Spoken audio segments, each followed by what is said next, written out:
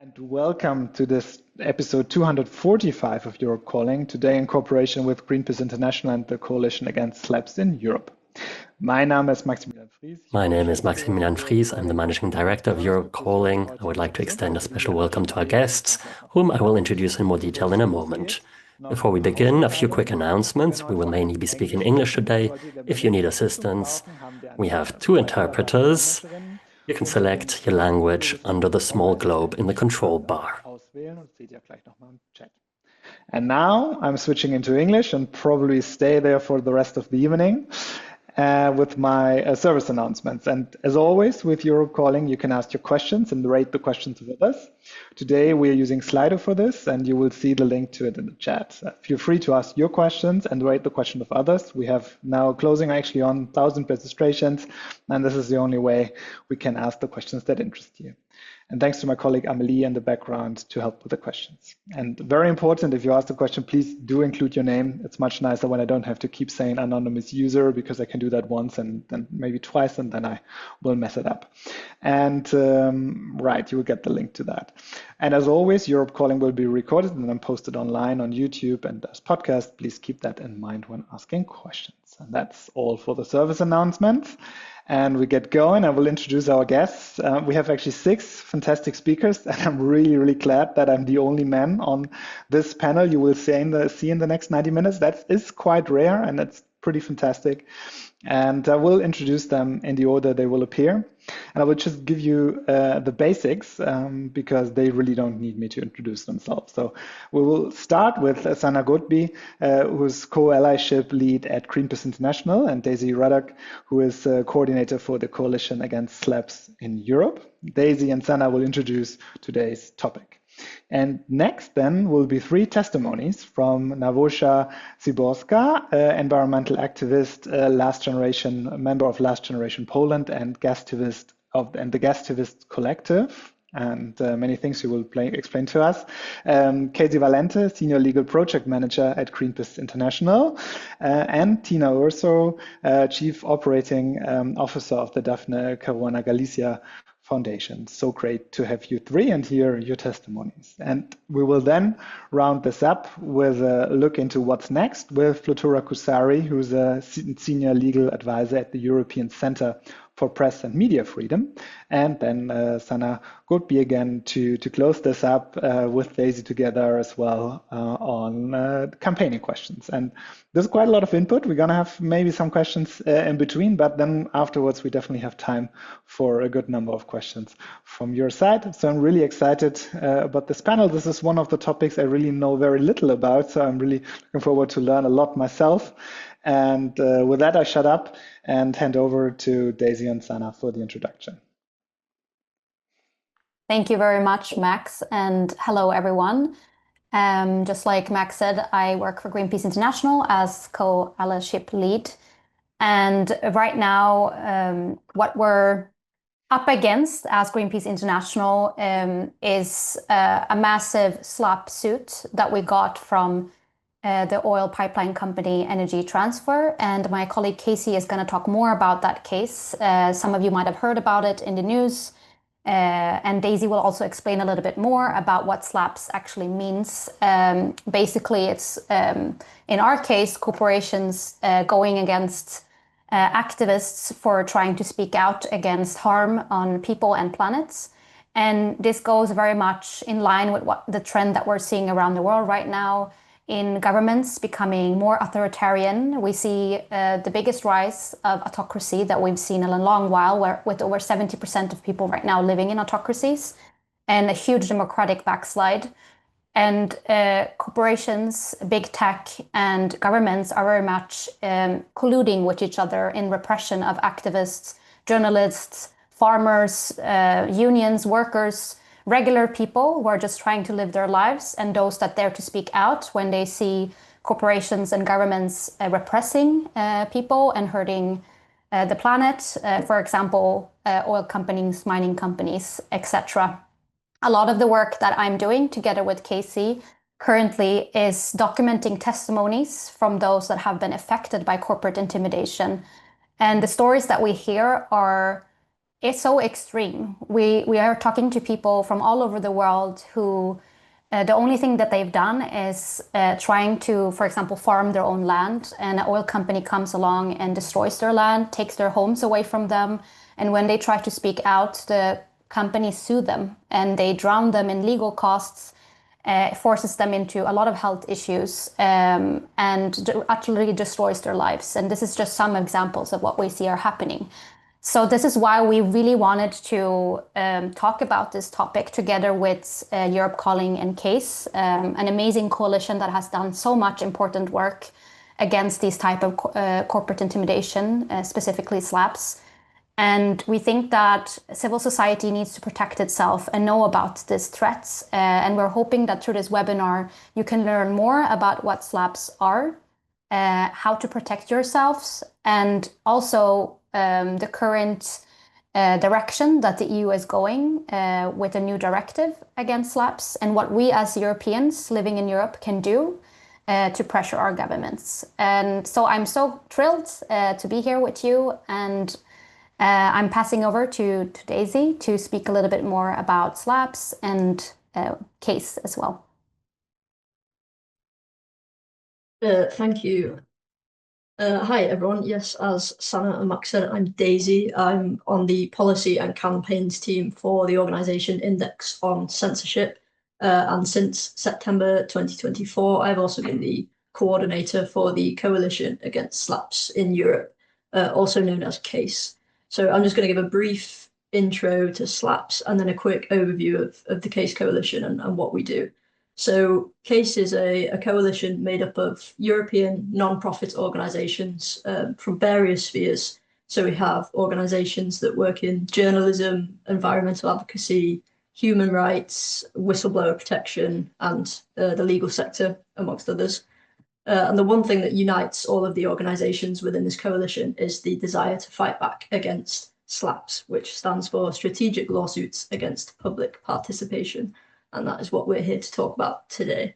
So put simply, a SLAPP is an abusive lawsuit which is filed by a private party with the purpose of silencing critical speech. So essentially, it's a tool used by powerful actors such as corporations, public officials or business people, and they are aimed at intimidating and ultimately silencing anyone who speaks out on issues of public interest. And the goal is to saddle defendants with expensive, time-consuming and stressful legal cases to essentially shut them up, really. So they can impact anybody, but common targets include journalists, academics, activists, whistleblowers, and civil society organisations. They threaten freedom of speech, but also access to information, rule of law, and democracy itself. So CASE is fighting against this phenomenon. We have currently 124 member organisations from across Europe, and we're growing every year. And we also have 22 national working groups set up in different countries across the continent.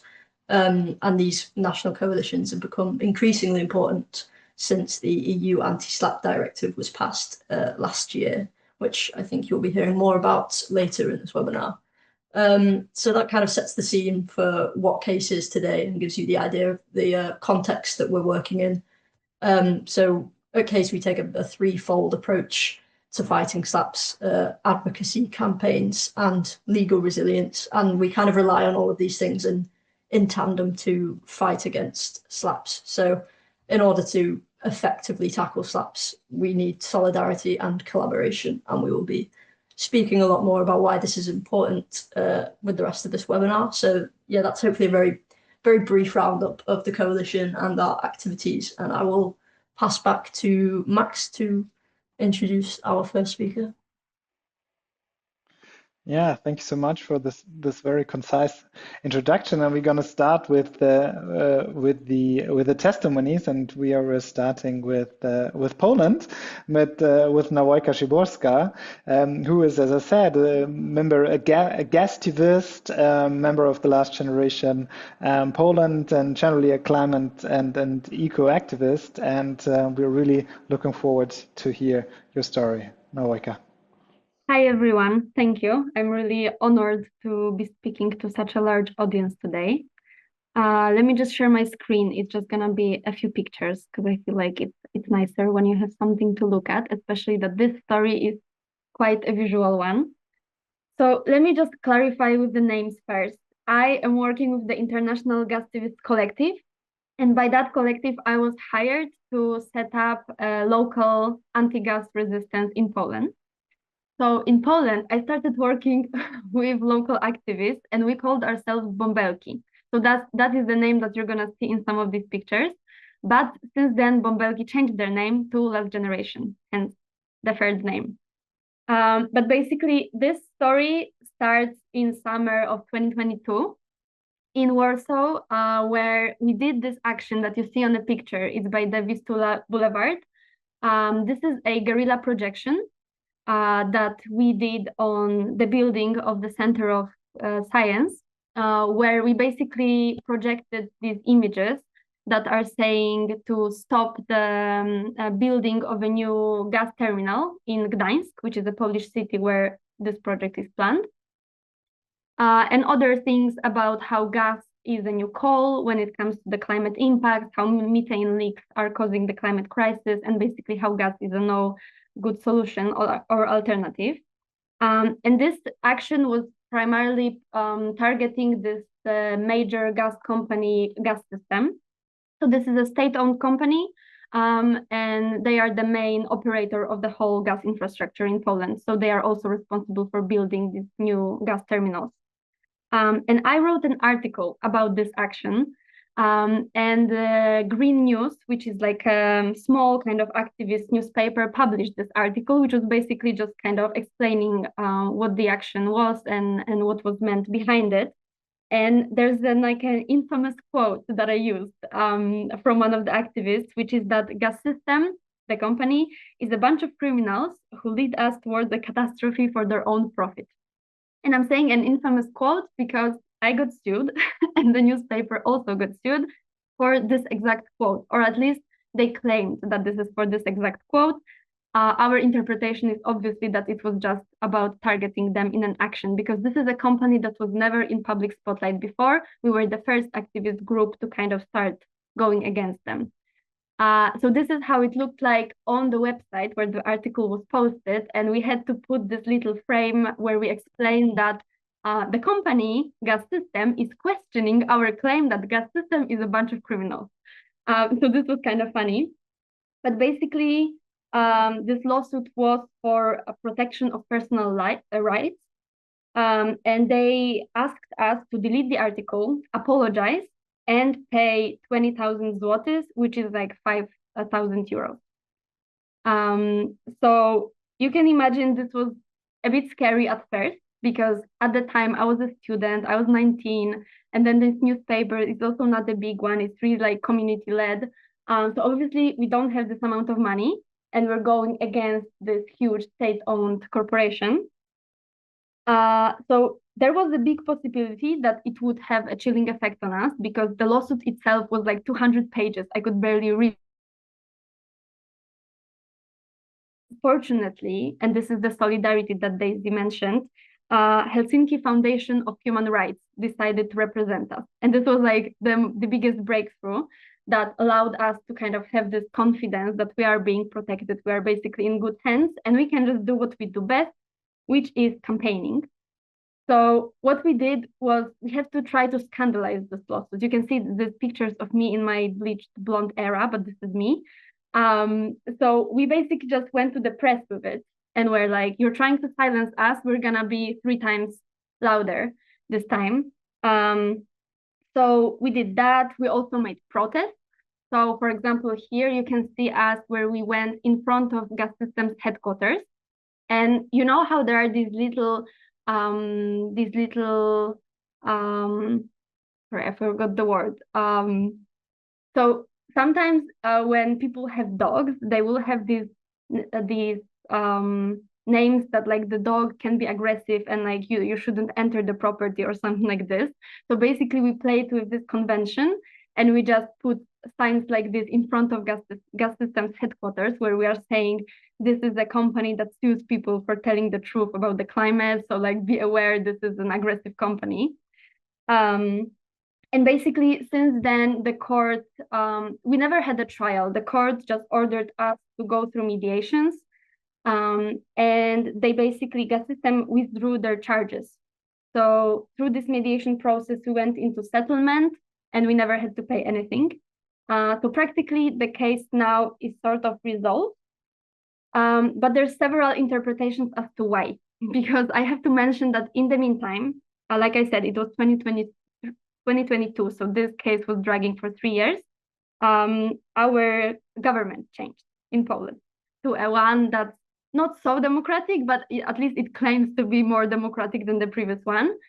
So this can be one of the arguments. But on the other hand, amazing lawyers that really did their job very well in defending us, and our steadfastness, because it for sure we weren't like an easy target for them after all, which probably they expected at first. But we just started going louder, and the case started having more and more publicity than even the original article. So that's why we basically, I feel like, didn't make it easy for them, and they decided to back up practically. Thank you. Thank you so much. Very inspiring, and a very good example and very good testimony of what we are talking today. So great start. Oh wait, I made this, yeah, like smaller again. So just don't want to comment too much on it. So I think we will do that after, and then speak with each other. So Wojka will stay here also if you have questions on the actions and everything. And I would just want to move to our second testimony from Casey Valente, Senior Lead Project Manager at Greenpeace International. And I think we go over the big pond now from Poland to the United States. So Casey, great to have you, and we're looking forward to your testimony. Thanks so much. I am grateful to be here and talk to everyone about energy transfer in the Greenpeace International and Greenpeace entities in the US legal cases. Great. So I'm going to start with a little background. A lot of people have heard about the energy transfer and Greenpeace cases, but maybe not everyone. So I'll keep it high level, but let's start with why we have these lawsuits. So in 2016 and 2017, Energy Transfer, a pipeline corporation in the United States, built the Dakota Access Pipeline. The construction near and under a place called the Missouri River triggered months of indigenous-led resistance and protests by the Standing Rock Sioux tribe and what they called themselves as water protectors, fighting for the protection and safety of their water supply. Energy Transfer claims that the Greenpeace organizations in the United States and Greenpeace International, the organization that Sana and I work for, manufactured the resistance and spread disinformation to investors, ending up, the result costing them millions of dollars. So what did the Greenpeace entities, what was our participation at the Standing Rock protests? So at the request of indigenous leaders, the Greenpeace entities in the United States donated about $15,000. So for the purpose of nonviolent direct action training that was done by an indigenous organization called IP3. Greenpeace USA also delivered some supplies to the resistance camp. They brought their solar van, which provided some like charging capabilities and some infrastructure to the camp, and they sent a handful of team members there. Greenpeace International, meantime, as an entity based in the Netherlands, we didn't do anything physically. We were not in North Dakota at the resistance camp. The only thing we did was sign a letter by another NGO in the Netherlands called BankTrack. Some of you may have heard of BankTrack. And that letter we were among over 500 organizations that signed that letter. It was asking lenders to suspend loan payments to Energy Transfer until the conflict with the Standing Rock Sioux tribe was resolved. So, and I have been at Greenpeace International and worked in the legal unit for over 9 years now, and I have worked on our legal defense since the first case from Energy Transfer, and that case was filed in August of 2017. It was a federal case. where Energy Transfer sued the two entities, the Greenpeace entities in the US and Greenpeace International and BankTrack and others in federal court. The complaint alleged violations of RICO Act, and RICO is an acronym that stands for Racketeer Influenced Corrupt Organizations. So it's a statute or a federal law in the United States that's meant to address business enterprises and organized crime. So when RICO is used, it's usually used for like mobsters or gangs, things like that. So it is a common technique that we see used in the United States with SLAPP suits, and this was also the case in this federal SLAPP. So while they filed this suit against us, they also launched a publicity campaign. Their CEO, Kelsey Warren, stated on a very big television program in the United States that the objective was not to recover costs or monetary compensation, but to send a message. In February of 2019, our motion to dismiss this case was granted, stating that the evidence was far short of what was needed, especially on that RICO complaint. But the judge declined jurisdiction over the state law. That meant Energy Transfer could file another lawsuit in North Dakota State. And they did that. So within a week, they sued the three entities again, Greenpeace US and Greenpeace International. And those complaints now in the North Dakota State Court were trespass, conversion, aiding and abetting, what we call ground torts.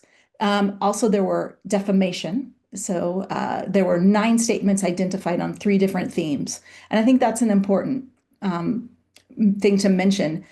Those themes were, did the pipeline cross tribal land? And what we said about that. Whether they desecrated cultural sites in building that pipeline, and did they use force against peaceful protests? There were also claims for tortious interference and conspiracy. There was a trial before a jury in Morton County, North Dakota. We noted jury bias. We also noticed there was some very suspicious activity happening with targeting the jury pool with different publications that were bringing back things that had happened during the protests that were definitely highlighting anti-environmental work, things like that. Our calls to move to a different venue because we felt that the jury, this was unfair to ask this community to create a jury to decide this, we were denied. And so the trial did move forward. Eventually, the jury awarded $666 million against the 3 Greenpeace organizations. Of that $666 million, $132 million was against Greenpeace International. That's the jury verdict. We don't have a judgment yet, so we cannot appeal this yet. There is still a lot of motions happening, what we call post-trial motions, where both sides are arguing. Energy Transfer feels that that verdict should be higher. We feel that it should be thrown out.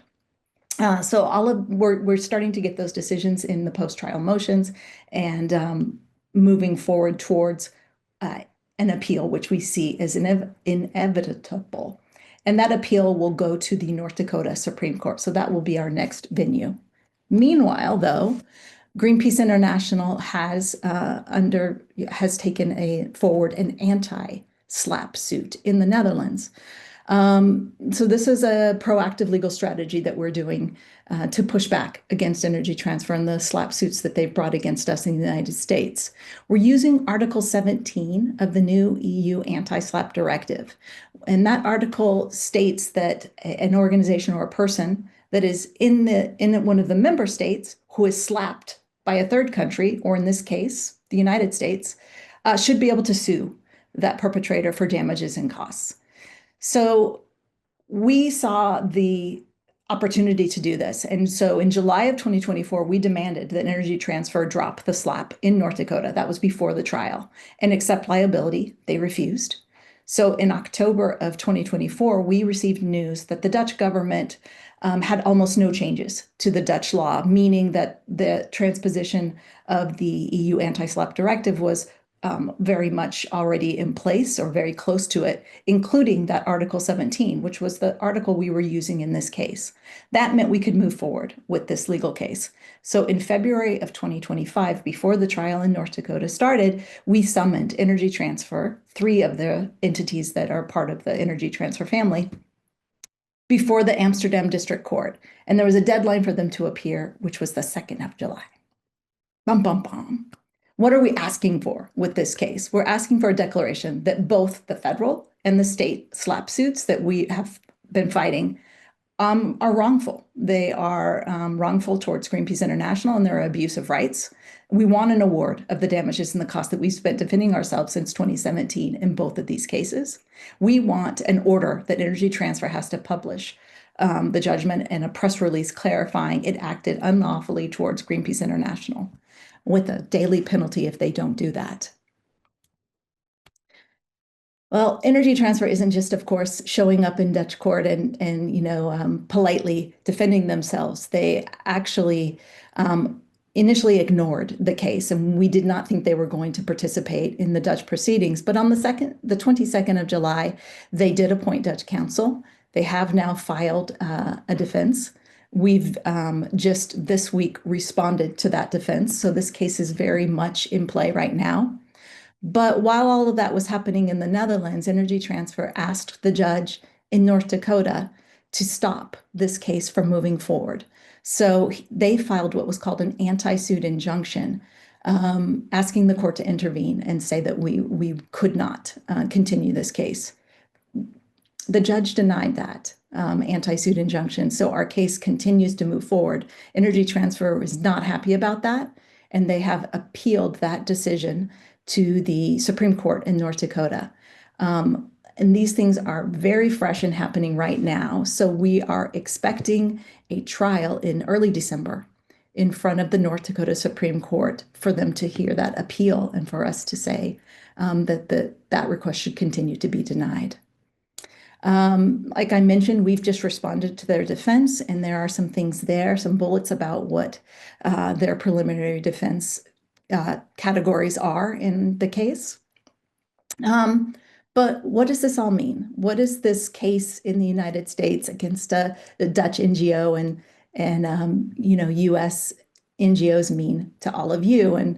And I think that mostly that $666 million verdict struck a chord. And we know that SLAPPs are not new. Environmental defenders and human rights defenders, journalists have been targeted for many, many years. But this is definitely a case where it isn't just Greenpeace. It's bigger than that. And that is why the Time to Resist campaign at Greenpeace has become so big and why it exists. It's a fight that's bigger than us. It's a call for solidarity. It is how billionaires and corporate polluters, especially big oil, but not only big oil, try to silence us. And it's because we're standing up to them, and it's because they know protest works. So you've heard it's not just an attack on us, but on civil society movements. An attack on one is an attack on all.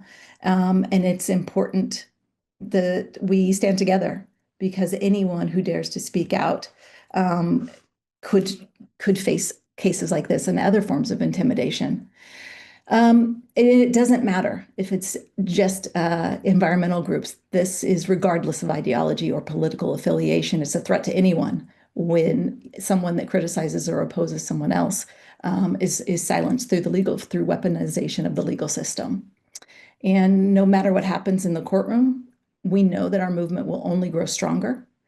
We know that they can try to stop us, but they cannot stop the movement. And I know we're going to talk about some other ways that we can work together and show forms of solidarity and what we see on the horizon at Greenpeace International.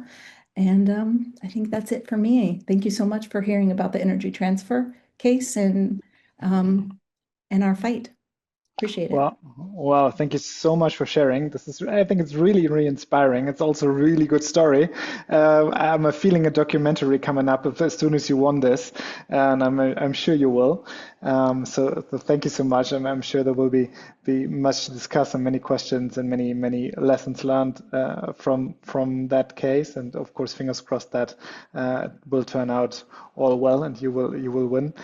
And I'm going to the third testimony, and that is from Tina Urso. She's Chief Operating Officer of the Daphne Caruana Galicia Foundation, and I'm really, really happy to have you here. Also, a very personal side note, when I started to work in the European Parliament back in 2017, this was just weeks before Daphne was murdered in Malta. So really that kind of defined quite a big and important part, that moment defined a big important part of my political work I did in the European Parliament. So it's very personal that you're here today, and I'm really glad and grateful that you are, Tina. Thank you so much, Max, and I'm very grateful to be here today. So yes, well, with Daphne Caruana Galizia, by the time of her assassination, which was in October 2017, she was facing an extraordinary wave of libel and defamation suits. So it was between 35 and 40 libel cases. And the important thing that has to be said about these cases is that their goal was not to seek justice, but their objective was to drain her financially, to drain her mentally. They were used as a form of intimidation. And that is what, these cases, after years of advocacy, are what we refer to as slaps today. At the time, slaps was not a word that was coined in Europe. It is something that was used in the US, but not yet in Europe. And it is the work, after she was assassinated, this is the work that the family and the foundation, together with a lot of our colleagues at media freedom organizations, advocated for. And it's, rather than touching on one specific case Daphne was facing, it's good to focus on the common trends they had, So to give you an example of one specific case that she was facing was against Silvio De Bono, who is a well-known businessman in Malta, businessman in tourism and property development. So he sued her 19 times. So he opened 19 different cases for 19 sentences in one article. Obviously, you can tell that the objective of these cases was not to, seek justice or clear his name in any way, but it was rather to scare her, to intimidate. She was facing cases from the former prime minister at the time, Joseph Muscat, ex-ministers, energy minister Conrad Mitzi, the ex-chief of staff to the prime minister, Keith Schembri. She was also facing another 2 or 3 cases for the then opposition leader at the time. So it wasn't even cases that came from, specifically only government, or she was facing these sort of cases from across the board. After Daphne was assassinated, the foundation started documenting these cases. Together with Flutura, who is here on the panel today from ECPMF. There was also Article 19, Reporters Without Borders. A lot of media freedom organizations came together and started documenting cases. And it is when we noticed a pattern of cases filed against public participation with the objective to silence and intimidate. All across Europe, journalists and activists were being hit with similar abusive lawsuits that Daphne was facing. And that is where CASE, which Daisy is a coordinator of, as she mentioned earlier, was created. And the objective of CASE was to make sure that journalists and activists and anyone facing slaps in Europe are not left alone. It was a coalition created to support SLAP targets, whether it is financially or whether it is through advocacy or through any support, campaigning support, any support that they require. And that is how, I mean, it is the advocacy of case for the anti-SLAP directive that is how Daphne's Law came about. I mean, I want to say that, you know, the government in Malta did really wanted to honor Daphne with Daphne's Law, but unfortunately, whilst Malta, yes, was the first country to transpose the SLAP directive into legislation, it is also the weakest. If we had to look at the SLAP law that we have in Malta, it would have not protected Daphne from most of the cases that she was facing before she was killed. You know, while it should have been the first to transpose the strongest and comprehensive anti-SLAP law rather than, you know, the first to transpose the weakest.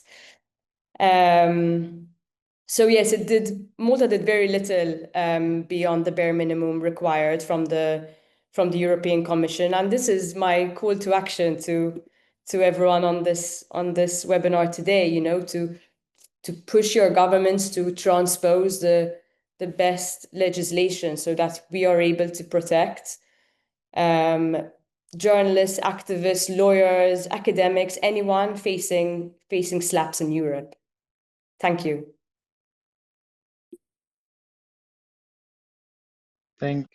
Thank you so much. And maybe because you didn't you didn't mention at the beginning, and I noticed that we might be speaking among ourselves, but the people might not remember actually what happened back in 2017. So you can maybe kind of say, you Yes, know, of course. your quick summary of actually, you know, who Daphne was and what actually happened to her. And I think there has been now also convictions and that. So maybe just a very quick background, Yes, because of I'm noticing course. people might not know.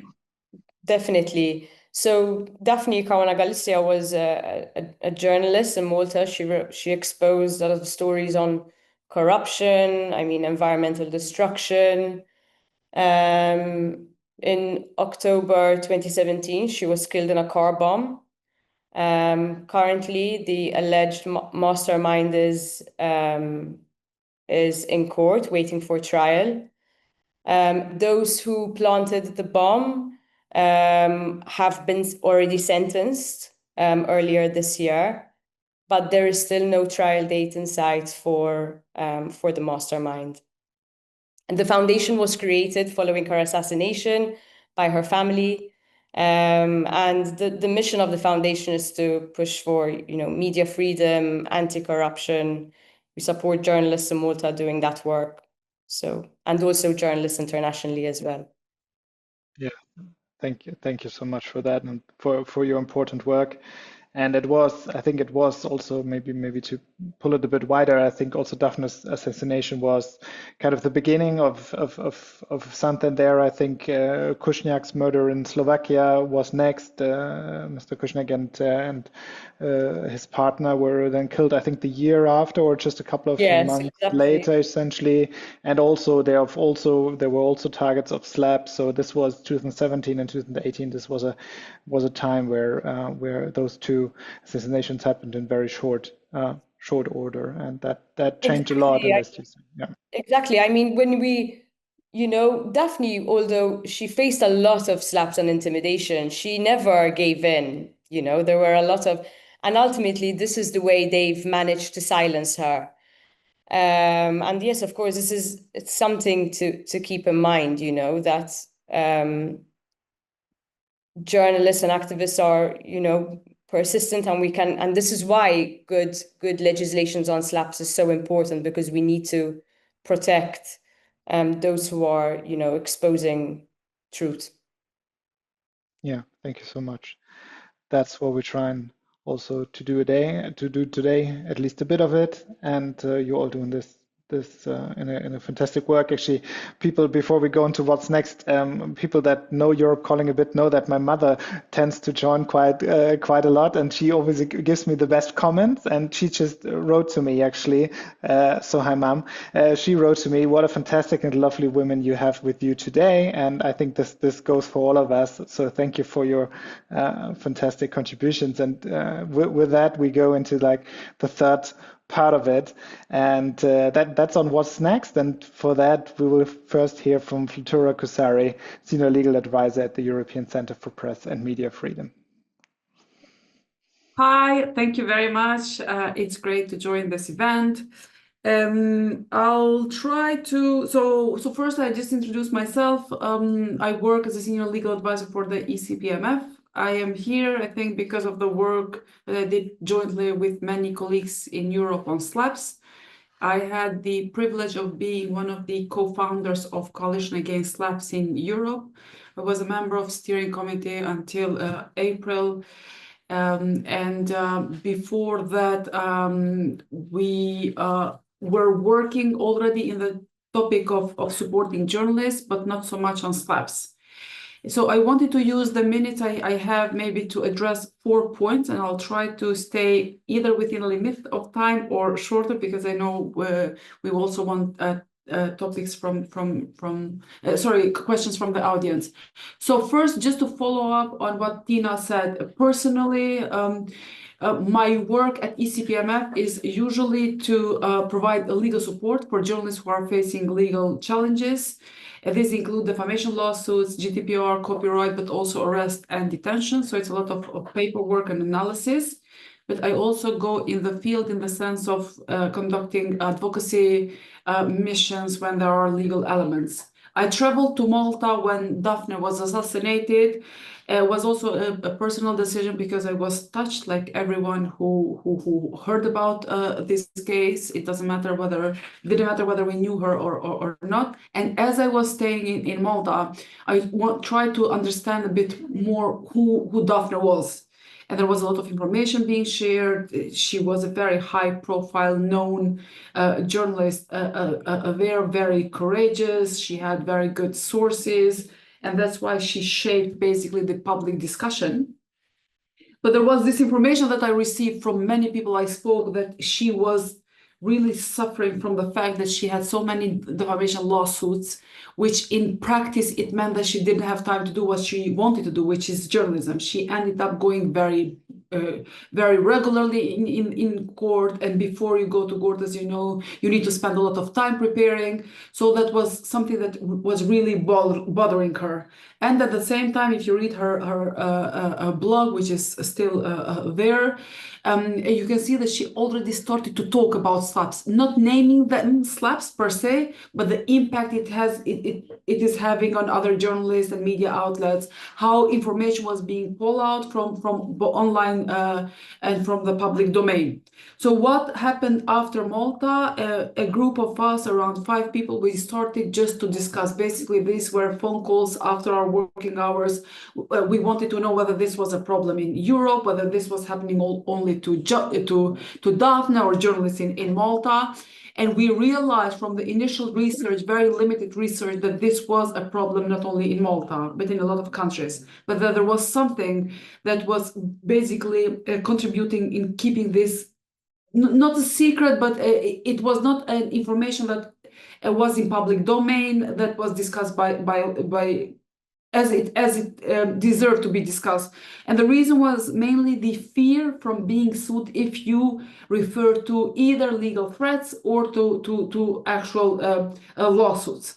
So we started to collect information. I always say, if it wasn't for Daphne's family, we wouldn't come so far, meaning having European standards on SLAPS. Because journalists, when we asked them to share information, they were very hesitant. And it was Matthew, his brothers, Tina, Daphne's sister, basically calling journalists around Europe saying, please If you're being sued and you think it's baseless, share this story. And this is how we started to document. As soon as we had information that this was indeed a European problem, the next stage for us was to seek European solutions. So we contacted, so at the same time, civil society was coming together. We were reaching out to journalists, media outlets, civil society organizations, saying to everyone, please join us, let's address this topic in Europe. And at the same time, we reached out to European Commission, European Parliament, and Council of Europe as the main European institutions who could do something. I think all of you who work especially on advocacy know that if you don't have politicians who believe in media freedom, in fundamental rights, in democracy, you can complain day and night. You can do the best strategies in the world. Nothing will happen. We were, I think, very lucky in the sense that what a tragic case of Daphne being murdered was used by first from the family not to leave her what she did and the work that I have my daughter around, so she is playing with the lights. So the family committed to use what happened to Daphne and to make sure that that doesn't happen to other journalists, and use that to get a lot of commitments from politicians, European politicians, that to address slaps. So we asked, to cut a very long story short, because we worked on this more than half a decade, we asked the European Commission to put in place a directive on a directive. We prepared a model law together with experts from Aberdeen University. And what you see now, the EU directive, is not ideal. It's not what we were hoping, but it's a good piece of legislation. We asked the Council of Europe to come up with what we called at that time self-standing recommendation, to say this recommendation is for the member states on slaps. This is how it should be addressed. And now we have two very strong instruments. So the next stage is implementation. So what we've done is we've put together with CASE and ECPMF an anti-slap monitor. I will share the link here whenever you have a time you can have a look. So now all members of the European Union and Council of Europe members have the obligation to put in place legislation so that international standards can be implemented at national level. So for non-lawyers, that means that when these European institutions create standards, let's say a slap lawsuit needs to be dismissed early in court, then for that standard to be implemented at national level, you need to either amend existing legislation or to put forward new legislation. So what we have so far is one bad example from Malta, as Tina mentioned, and we have around 20 initiatives from 20 governments to transpose and implement these standards in practice. There is a deadline, May next year, from the European Commission for these standards to be implemented at national level. There is no deadline for Council of Europe, but we're using the European Commission deadline to ask member states to come forward. Generally speaking, we are seeing two approaches. You have some countries in Europe, not many, unfortunately, like Poland. I would like to mention Poland, although there is some criticism from civil society. I'm very familiar with what's happening there. Poland has put in place an anti-slap law which addresses both domestic and cross-border slaps. And civil society and groups are being consulted, not in the best way possible, but they have a say in that. Plus, they have consulted Council of Europe. We will have to see, but if the work goes as it started, we should have a good piece of legislation in place. But you also have countries like, I mentioned Malta, and some countries that I don't want to mention now, which are doing all this in a very hidden way, without independent experts, without a civil society. And my fear is that in practice, this is being done just to say, you know, we transpose the directive, that's it, not because they want to protect journalists. Now, the question is, again, for non-lawyers, if 7 years ago, we were at a situation, or 8 years ago, when Daphne and others were being sued based on of initiatives of powerful people abusing procedures, what has changed? The main thing that has changed is that until now, judges, prosecutors, but also people working in administrative bodies, they did not have the necessary laws and regulations which would enable them to quickly dismiss SLAPP cases. So this is the biggest achievement that we've had. Now the standards say that, okay, if I am a journalist, if I write an article against critical of a businessman, and the businessman wants to sue me, he or she or a businesswoman, they can do so. But courts should have the right, as soon as they see that a case is a SLAPP, to dismiss it quickly. And what is achieved by this is that first, you make sure that a journalist or a SLAPP victim does not spend time and money in the case, but it also discourages those who want to abuse procedures not to do so. This is not to say that they will not find other creative ways. They will do it. They are always 10 steps ahead of us, but that's the whole purpose. So I will conclude this first part of intervention is all of us, in whatever capacities we are, we need to engage with ministries of justice and to push them to come forward with legislative. Quality of law is basically good, that they aim for higher standards, not for the minimum standards. Because once a legislation is adopted, especially in countries where civil procedural codes are being amended, there is no way back. It takes a lot of political will to amend the rules. So this is the best moment, especially for civil society, to intervene. That's it from me in this first intervention. Much actually, thanks so much. And before we actually go into Sana and Daisy and campaigning, we have a direct question here for you, Flutura, which is from Harald. And Harald asked, Malta clearly has one of the weakest anti-SLAPP regulations. Harald says, from what he understood, could you provide an overview of the anti-SLAPP regulations in the EU and also compare them with those in the US and in Canada, for example? So I think you alluded to it a bit, but can you maybe try to paint a picture for Harold? I cannot compare with US and Canada because I don't know the legislation there. I know that they are way ahead of us, but I am not familiar, so I don't think it's fair to speak about a topic that I don't know. So before we had these instruments in place, legislation in Europe, we had provisions here and there, which were generally speaking not used. For example, in a lot of legislation at national level, there are provisions saying that the court does not allow abuse of procedures. But then when we looked at the case law, we did not find enough arguments to say, okay, we did not find enough evidence to say, look, there is existing legislation and that can be used. Now we have the standards. We have only one country which passed anti-SLAPP legislation, and all other countries, around 20, they are at the stage of drafting it.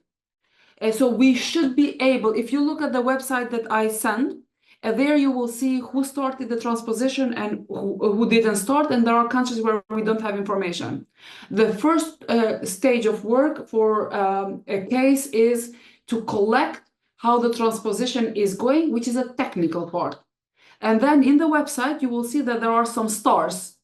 Our idea is that as soon as there is legislation in place, we will assess the quality of legislation. We're developing a very thorough methodology, and based on that, we will give, it will be like a 5-star methodology to assess countries. We're hoping that this would create a little bit of healthy competition between countries to go for higher standards. But this is the information that we have on legislation, and we have countries who are more cooperative, and we have countries which are less cooperative. To give you an example, Hungary, we've been in touch with them, and they say that the response was, be assured that Hungary is not afraid of transposing anti-SLAPP standards. Although we did not ask whether they are afraid or not, we asked other information. So depending on the democracy and the level of media freedom in different countries, that's also the response that we're receiving. Thank you so much. And we have more questions on that, but we'll go to them later. And I wanna end kind of our more frontal part of the event with Sana and Daisy. You both already know, and actually we can hear Casey later on the US and Canada in comparison. We will do that, but I already started moderating Sana and introducing Sana and Daisy again for the outlook on the campaigning side of things. You have the floor. Thank you, Max. And I just wanted to start by saying thank you to everyone, all of the other speakers. It's very inspiring to hear about your work. And like we have so much to thank you for, even though, as you say, the current anti-SLAPP EU directive isn't, top level and what we hoped for. It shows that all of your great work has had an effect. And I think to sum up what like a lot of people have talked about, basically, it's in our hands now, right? We have the EU directive. We know that our governments most of them aren't doing anything. Either they haven't transposed it or they are on their way to do it, but not in a meaningful way. And as you know, with all government policy, it's easy for them to get away unless the people show that we care about this. We're watching you. We worry about our protections, our freedoms, our free speech. And so I think it's really important to talk about what we can do now that we have this information. And I will say I'm not a legal expert. When I started working for Greenpeace International, I didn't know what SLAPPs were. And it can sound very hard and unclear, but when you hear about the people behind it, like Daphne, people who have been killed and murdered, who have been persecuted, it reminds you that we are talking about actual people. And this is what we are at risk if we're not doing anything about the directive, is more people being persecuted, more people not being able to raise their voice. Also, as our governments in Europe are becoming more authoritarian, there's a bigger risk for us. There's a bigger risk when US corporations can come in to Europe and sue us as well. So there's a lot of things we need to do. And we at Greenpeace International, along with CASE, have had many conversations about how we can collaborate with the wider movement to do something. And one of the things that we see as important is the transposition deadline, May 9th next year. It's a symbolic date when we can pressure our governments for not holding up their end of the deal. And I think it's important that we, from different backgrounds, whether we are legal experts or not, whether we are journalists or students or just normal so-called European citizens living in Europe, I think all of us are affected. And this summer, 2nd of July, we tried to do something already at the point of when, as Casey said, Greenpeace International, we had our first administrative hearing where we took energy transfer to court in Amsterdam because we have our main office there. And together with CASE, we mobilized different European communities, organizations to do a day of action. So a lot of people spoke up, wrote press releases, talked to media, wrote on social media, but also went to key landmarks, to their governments and tried to speak on this issue. And I think for the transposition deadline in May next year, we need to be louder. We need to make our governments understand that they have to take us seriously. And we propose that for those that are interested, we're going to send you more information on what the next steps are. And we invite you to join our campaign and think about how this could be in your country. And obviously the transposition monitor that CASE is working on is a perfect way for you to be able to understand what can work in your country, depending on how far your country has gone in transposing the anti-SLAPP directive. And Daisy will talk a little bit more about how you can join CASE in your own country. And feel free to also contact us, both Casey and I, to talk about ideas that you might have for what we could test together. we are really willing to do something big here. I think it concerns all of our democracy. Over to you, Daisy. Thank you. Yeah, so I mean, most of it's covered by Sana, but yeah, hopefully this webinar has kind of shown how important the fight against SLAPs is. And if you do want to get involved, then CASE always welcomes new member organizations. The only requirement is to be invested in the fight against SLAPs. You could be from any kind of sphere. As long as you're anti-SLAP, then you are welcome in the coalition. So we've also discussed how important it is to keep the pressure on at a national level, particularly with the EU directive having been passed. So with 22 different national working groups within CASE, there's also a great chance to get involved on a national level, which is just as important. So you can find details about how to join on our website. I can share our website as well on chat. And yeah, you can get in contact with the coalition through our contact email or just with me directly. And I'll be happy to walk you through some ways that you can help or join the coalition. And yeah, so if you want to get involved and join the fight against SLAPs, then please get in touch. Thank you. Thank you both. Thank you all for that. This, as Sana said, was really grateful for all your hard work on that. And I think this was a really big collective effort to get to that point. And there's still a lot of the way to go. And I wanna now in the Q&A, now's the opportunity for all of you to ask questions as well. So we don't have many actually written questions, which I would interpret as that we have such amazing speakers that actually covered all the questions in their statement, which I think that's the case.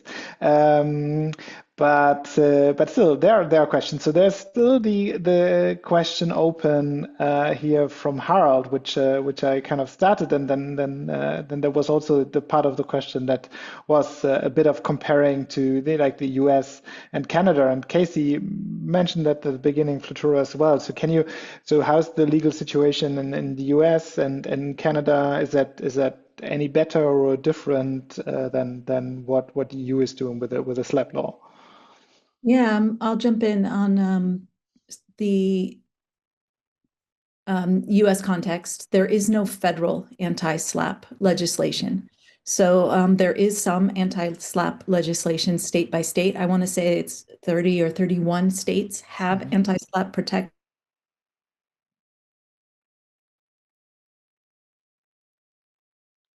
Oh, did we lose Casey? Sorry. Sorry, we lost your audio. We lost no. the last two sentences, I guess. Maybe rewind 20 seconds. Sure. So there is some state anti-SLAP protections. I want to say 30 or 31 states have something, but it varies in terms of how the strength of that protection and how useful it is. It does allow powerful corporations to be very selective on venue and what state they want to sue different people or organizations in. In Canada, I want to say that there is also no nationwide anti-SLAP protection. There are some provincial, I think 2 provinces have anti-SLAP legislation. And I would just say that there is a coalition in the United States called Protect the Protest that is does similar work that CASE does. So one of the aspects of Protect the Protest work that I like is that there is a private sector sign-on, where they have private sector pledges, a pledge not to engage in SLAPs, not to, and that's I think a powerful piece of work that they do. They also have a task force and highlight different cases and different groups. You can check them out. And I would say that there is a lot of work being done on a US federal anti-SLAP legislation, but with the current administration, we are up against quite a barrier in getting that passed. Yeah, I was wondering when you described what the RICO law actually does, that you in that list you missed maybe a pretty white house that might need to be looked at as well. We're not going into detail there.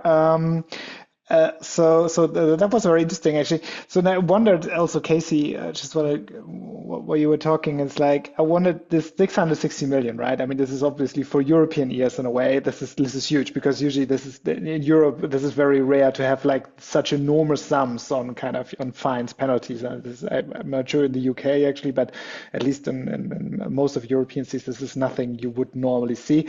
So how would that actually work if you're winning the damages case in Amsterdam? Would they actually, this is a huge sum, would they actually be able to award those damages, even though it's probably much higher than anything that's usual in the European legal systems? It's huge to us in the United States as well. Okay, as well. Okay. It's jaw-dropping. I mean, there are higher damage awards in the United States than in Europe by comparison, but this one is definitely a big deal. In terms of the Dutch case, so we are not suing them for these damages. We're suing them for the costs that we have incurred, and basically saying that they cannot collect their damages because this lawsuit is illegal in the Netherlands. So that's the way that we are handling it. Okay, I see. Excellent. So there's another question that is here that's actually asking for how the German situation is, and I actually found I quickly Googled, and we can also get you all in. And there's actually a civil society opinion. I checked up on noslabs.eu, and then you find the legal opinion on what's happening in Germany actually. And there was one point, and I posted this in German. So, but there was one very critical point on the current draft for the transposition, and that is that in the German transposition, extra court, so like non-court proceedings are not covered. So it writes that in Germany it's often that it's not that you're getting sued, but you just get a letter from a lawyer, and I guess it's very similar in other countries as well. You actually get a letter from a lawyer to seize whatever you're doing or pay a fine. So this is actually has never reached a court and the criticism is for the German transposition that this is not covered. So the experts here on SLAP, can you comment on that? Whether that is like a common trend? Is that something that's in the EU regulation? This extra curriculum, however call that. So this outside of court area of SLAPs, and are there good cases where this is covered? Maybe Daisy going in there. Who can answer that? I was hoping that someone else might be able to jump in on this one. I will welcome any hands up from some SLAP experts in this respect. So Futura, what does the SLAP directive says actually on the matter when it's not reaching court? So it's just letters from lawyers and something like that. The biggest difference between, sorry, I didn't take the floor because I felt like I spoke quite long. So the biggest difference in the two, in the directive and the Council of Europe recommendation is the EU directive covers only cross-border SLAPs. So that is very limited. But sometimes the European Commission, they are very careful not to tell member states what to do and how to regulate internal things. Whether we agree or not with that, it's too late because the instrument is in place. And the second, while the Council of Europe recommendation covers all types of SLAPs. So it says to a member state, to a country, address all type of SLAPs, not only cross-border. The second difference is on the type of SLAPs. The Council of Europe recommendation covers also the initial threat, whereas the EU directive is silent on that. Now, I had the privilege of serving in both expert committees. I'm one of the co-founders, co-drafters of the recommendation, and we had a lot of discussions about it, and it was inspired quite a lot from what happened to Daphne and in Malta. Because the reason why these initial threats are covered are because sometimes from the perspective of the media outlet or a civil society organization or an activist, it means that you already have to invest time and money even if you're not sued. To give you an example, Danwatch is a very good investigative media outlet in Denmark. They wrote about how a Russian company is evading basically sanctions, and they're doing business in Europe. So a very important, an investigation with public interest. As a result of that investigation, a Moscow-based law firm contacted them and started to send at least 5 threatening legal letters. They spent months in responding to that. They had to hire lawyers to understand what are the consequences potentially in UK and what are in Denmark. And they had to respond to these letters. They had to make sure if they need to make any correction or not. So there was already a lot of time invested. The idea behind the Council of Europe recommendation to cover also the initial threats is to provide legal assistance when is needed, and also some sort of compensation as a victim.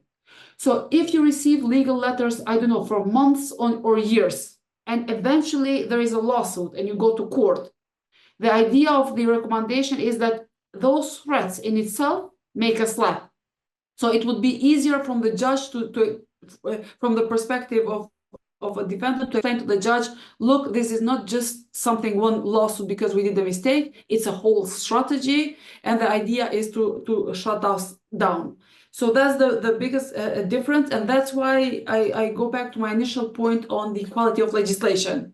Now, we understand that it's not easy to address this with a piece of legislation, but member states have in place various ways of how to address it. I am from Kosovo, so I just give an example from a very small country. In Kosovo, the parliament amended the law on legal aid, and it included journalists as a special category. So most of journalists can benefit from legal aid directly. There is not much appetite in a lot of member states, EU member states, to do this, but there are ways to support victims, even if they don't have an actual lawsuit. Very good. This answered this very well. I have Tina here, and I'm actually adding another question to that, just to maybe to also paint the picture a bit here. We have a question from the Deutsche, or like a comment actually from Deutsche Umwelthilfe, which is a very big and very active NGO here in Germany. And the person writes, we're dealing with a slap case at Deutsche Umwelthilfe as well, without any court involvement as of yet. We were asked to pay 7,500 euros in legal fees within 5 days. Otherwise, 750 euros in collection fees would be added. We have ignored this for now and will go to court if necessary. Just an example how that kind of things work, for example, in Germany. Tina. Yes, I just wanted to add a comment to what Flutura said. In fact, in Malta, because slap threats are not covered in the legislation, we have set up a legal program with a lawyer, because obviously it is important to keep in mind that, when you have smaller countries like Malta, for example, like Kosovo as well, media organizations are very small. They're under-resourced, they're under-financed. I mean, most of if not all, of the media organizations in Malta do not have in-house lawyers working with them. So if you'd have to get a slap threat or a libel threat, a legal letter, they have to outsource legal opinions on how to deal with that threat. We did create a couple of years ago a legal program where we have a media lawyer who offers free legal advice to journalists, both pre-publication, so before publishing a story, so that lawyer can analyze the slap risk as well before they publish, or maybe see how to limit that risk as well, and also offer support after the story is published should a threat arise. And I think the program has helped a lot in Malta. We have seen a decrease, at least, in slap threats and slap cases in Malta. I don't know if it's because of the program we're offering, but we don't have many, media organizations in Malta. There are, 5 independent media organizations. And we think the program has kind of created a more safer environment, for journalists here. Thank you. This actually connects very well to Luisa's questions here, and which I just read, and then also Flutara will take you in. I think you will be able to answer that as well, and then I will also get Navoika in here as well. So Luisa asked, as a law student currently writing a research paper on SLAPs against environmental NGOs, I would be interested in hearing your opinions on the following aspects. 1, how would you describe the impact of SLAPs on democratic participation and civil society? And she mentions chilling effect, etc. And second, what would you say are the biggest limitations of the new anti-SLAPP directive, and what would you suggest for improvement? I think the second one, Flutura, you have covered quite a lot actually, but the first one we haven't covered so much. I think Tina mentioned, that the cases are going down, and as well. But I'm also wondering if you offering kind of the SLAPP checks checks beforehand. Is that then also a way also to chill down journalists so they're not writing as critical as clearly as they would before? So invite hands if you have an opinion on on the chilling, and want to take Futura with her hand now, and then maybe Nawoika, and then anyone else who wants to go on this.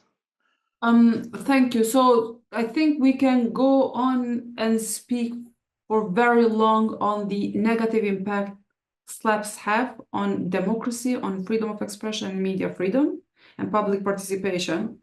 But if I were to reduce on one sentence, it would be that because of SLAP, the biggest risk is that we will have less information which is in the public interest to be shared. And for me, this is, I think, the biggest motivation on a personal level to engage on this topic and to dedicate half of decade to this cause. The fact that because of a legal threat, a journalist decides not to write about something or decides to remove something from online, I think is the biggest risk. And privately, many journalists across Europe would say, look, we know who goes after journalists legally. We are just more careful when we write about them. And if we have other topics, we go for other topics. So that means that if we didn't have these instruments, and again, we can discuss whether they're weak or strong or whatever, that would mean that this risk would continue. And I think we have not succeeded entirely to stop SLAPs. That would be highly we would love that, but we're working towards that. But I think it's now a threat that is recognized, and a lot of people in different sectors are informed. On the limitations, I said the directive addresses only cross-border SLAPs. Again, for non-lawyers, if there is an article published in Malta about a businessman who operates in Malta, but is from Bulgaria and operates also in Bulgaria, currently you can sue in both countries, in Bulgaria or in Malta. And sometimes they would sue a Maltese newspaper in Bulgaria just to make their life miserable, to add more cost, more time, etc. And we have concrete examples. So the directive limits this abuse of the possibility of suing. The domestic SLAP, the Council of Europe instrument, it means that internally judges can dismiss domestic SLAPs much quicker. I want to mention also two things, because I think the question came from a law student. We have only few media lawyers in Europe working on defending journalists. And we really need people who study and work in this field. We are a small group of lawyers working for non-governmental organizations. I know it's very sexy and attractive to work for big corporation, to earn a lot of money, and everybody has a right to do that. But just to say, we really need lawyers on our side. We're dealing with powerful entities who have army of lawyers. and for them it costs nothing to file 10, 20, 100 lawsuits. And we are a very small group on the other side, so we need people to join. And finally, the Council of Europe, and I collaborate a lot with them, is doing amazing job in training judges, lawyers, prosecutors, and police officers on SLAPS. I'll share some resources online on training modules, but this is the next step after legislation. Then we need to help build capacities of legal professionals how to recognize a SLAP lawsuit. Thank you. I wanna, before going to Casey, wanna get Navoika here as well, because I was wondering that question. You know, you faced that, you resisted it, and you won against it. But did it actually change how you do activism in the areas where you are involved? So does it have a chilling effect? Do you change your strategy knowing about SLAP? And what happened to you after the experience? And do you feel with other allies, other communities as well? Thank you for that. I feel like I'm speaking from a very privileged position to be able to answer no, because I was really encouraged by Helsinki Foundation of Human Rights, who were representing me, to just like keep going and go even stronger. But I realized this might not be the case. Like if it weren't for them, I would be terrified and I wouldn't know what to do. So obviously this chilling effect would work, because even if I would want to fight, just getting through this lawsuit and understanding what they're accusing me of is like a whole new level, because there's like a specific language that is written in and stuff like this. So yeah, I feel like I would just add to that I think the chilling effect is mostly on the smallest ones, right? The smallest actors. So like this is the thing. When we have the support of bigger organizations, then activists like me can be brave, right? When it comes to newspapers, one thing about my case is that a year before I was sued, I wrote an article where I also mentioned that gas systems and other lobbies, because this was an article about the European network of transmission system operators for gas that are lobbying in the EU for pro-gas legislation. I'm also explicitly calling them criminals, and even like I'm saying it directly, whereas in the article that I was sued for, I'm just quoting an activist who participated in an action that I'm writing about. And so this first article, the year before, was published in a major, like one of the main newspapers in Poland, and I was not sued for that. And they don't even mention that in the lawsuit that followed the year later. So it really looks like they knew that this first newspaper that's huge, they would be fine. They probably have their own lawyers, but they really decided to go for the smaller, the green news. So the smaller, more like activist led, with more like radical values news outlet. So I really think what this does is kind of silence the most radical voices. And I'm saying in this context, radical as a positive thing, because we're living in a world where like fighting to be on a livable planet, not destroyed by climate catastrophe, is radical. So in this sense, the radical voices are being silenced. So another interesting aspect of this is where we were fighting against a pipeline that was supposed to be built out, and they cleared the whole forest, not Nature 2000 site, to be able to build this pipeline, the same company, Gas System. And we had this teenager who lived in one of the municipalities where the forest was cleared. She wrote a whole like letter that she was crying after this destroyed forest, and we wanted to get her letter published in the local newspaper. And the guy said, "This is great, we're gonna publish it, but first, because I need the plurality of voices, I also need to ask the spokesperson of gas system to give their opinion." And of course, that piece was like, gas is great, it's amazing, it's so much better than coal, it's actually eco-friendly and blah, blah, you know? And then what gas system did is also buy out like sponsored articles in all the local newspapers of all municipalities that this pipeline was supposed to be built in, and is currently being built, unfortunately. And then they didn't ask us for our second opinion, because they paid for it. They have the capacity, they have the funds to pay for a sponsored article. So there was no need for plurality of voices there. Thank you. Yeah. I think as I think Flutura said, is this, they will always find ways to go around. But this is again this is the beginning and the fight. It's not the end. Casey, on that, and then we are looking at the clock, so we need to wrap up after that. And I want to actually get, I missed someone, so Casey first. Yeah, Louisa, I love this question. Thank you. And, you know, I've said this, that standing up to the bully works. But I agree that that's a privilege. And Greenpeace International is able to do that. We have a certain risk appetite, and, you know, we have a team working on risk mitigation that not everyone will have. Sana and I are working on a project called the Resistance Files, where we will be publishing different stories of individuals that have been slapped or faced intimidation, criminalization because they stood up to bullies. And what we see is, you know, we see students, we see farmers, we see landless workers all being targeted, and different consequences to them. Some have been disowned by their family. Some can no longer get jobs because now they have this criminal record that they're not able to, you know, clear. So yeah, there's a chilling effect. And I think that the context is very critical, and it depends on the ability of someone to stand up to bullies, and our ability to support different groups and come together as different coalitions in solidarity for others that are, you know, facing these types of slaps. Back over to you, Max.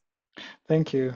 And I wanna bring in Ruby, actually. Ruby Silk, because because you didn't have a statement, I actually didn't call upon you and you also didn't raise your hand. So I'm now just giving you a question to be able to introduce you, because you were instrumental also in setting up this webinar. So Ruby Silk, Senior Communications Officer for Environmental Law and Justice at the European Environmental Bureau, and you can maybe say a sentence about what that is. And I want to give you one of the questions here that that came as well, whether any groups and any areas are specifically endangered by slaps. And you're working for an organization that, you know, does a lot of environmental work. So do you see that, you know, we're talking a lot about the fossil backlash, and, you know, there's a lot of, you know, there's so much resistance against the Green Deal, and just today we saw the vote on the CSDDD, like the due diligence law and everything. So do you see, like, is like the fossil backlash we are seeing against everything that, you know, was achieved in the last years? Do you see that also covered with slaps? So are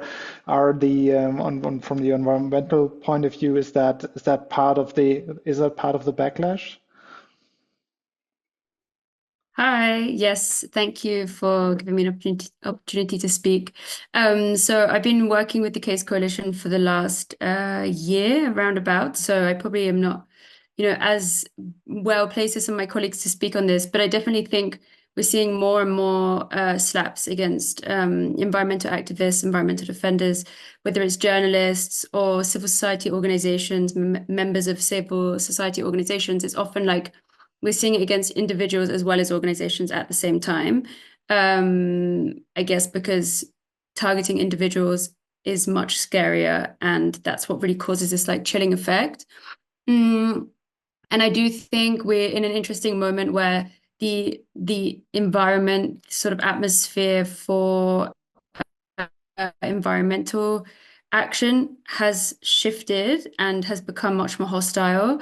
So I think it is really important to keep an eye, to make sure that those working to protect our environment are particularly protected against slaps in law, and that the directive is implemented robustly across Europe. Because yes, as we see kind of a more hostile environment for climate activism and environmental action, I think the threat is only going to get worse. Thank you so much. I think that was a very, very good point also to close on. Even it was a bit bleak, but I think we saw today that, you know, standing up to the bully, as Casey put it, you know, that works, you know, and we should all do that. And there are so many people already asked, do we get all the links from the chat? Yes, you do. We copied the chat, of course, and you get all the information. That's quite a lot, actually. That's enough for a whole email. So we're gonna send this around to everyone who registered and put it on the homepage and with the recording. So you will find all the information from tonight. And I think maybe to also very important points like in which climate we are. I spoke about the fossil backlash. Also, we are in the middle of the climate conference, where ambition seems to be a very bad word nowadays. It's the best way is to do nothing, and just don't disturb anyone. And I think as we heard today, SLAPs are often used also in that regard. And this is especially when we look at the World Climate Conference, this is such an important topic. And if we want to win this fight for climate justice as well, I think it only works if we also win the fight against SLAPs and do more there, especially as legislators. And I think that's super important. I thank you all for bringing us here together, creating a coalition, and a feeling that we're in this together. We at Europe Calling, we will be back probably on the 26th of November, which will be a kind of summary of the World Climate Conference with some climate scientists and civil society and also industry, like green industry leaders. Be very interesting, 26th of November, if you want to pencil it in. And I'm sure we're actually going to be back in that space on that topic, because it was very interesting. There's a lot of the things happening. We want to definitely hear how Casey's the lawsuit against energy transfer turns out, and all the others. So thank you so much for this evening. Thank you all so much for listening and contributing. Thank you to our two amazing interpreters, and have a good evening, everyone. Stay safe. Bye bye.